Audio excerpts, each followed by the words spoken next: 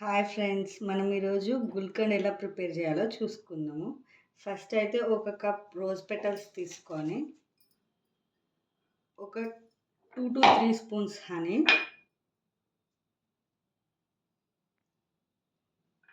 అట్లనే ఒక 1 spoon sugar హెల్త్కి మంచిది కాదు కదా, అందుకని.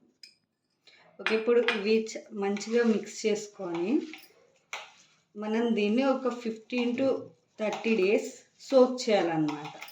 మంచిగా మిక్స్ చేసుకొని దీన్ని బయట మనకి పాన్ షాప్స్లో పాన్స్లో వాడడానికి, అట్లనే పిల్లలకి పాలల్లో కలిపి ఇవ్వచ్చు, పెద్దవాళ్ళు తాగొచ్చు, అట్లనే స్వీట్స్లో కూడా వాడుకోవచ్చు. ఇప్పుడు దీన్ని నేను కలిపేసాను. ఇది ఇట్లా ఒక 15 to 30 days అట్లనే ఉంచేసుకోవాలి. ఇది ఒక 15 to 30 days అట్లా సోక్ చేసుకొని ఉంచుకోవాలి మనము. ఇది పక్కన పెట్టేస్తాను. ఆఫ్టర్ 30 days అయితే మనకు గుల్కన్ ఇట్లా ప్రిపేర్ అవుతుంది. దీన్ని మనం స్వీట్స్లో లేకపోతే పాలల్లో కలుపుకొని పిల్లలకి, పెద్దవాళ్ళు ఎవరు తాగినా చాలా మంచిది.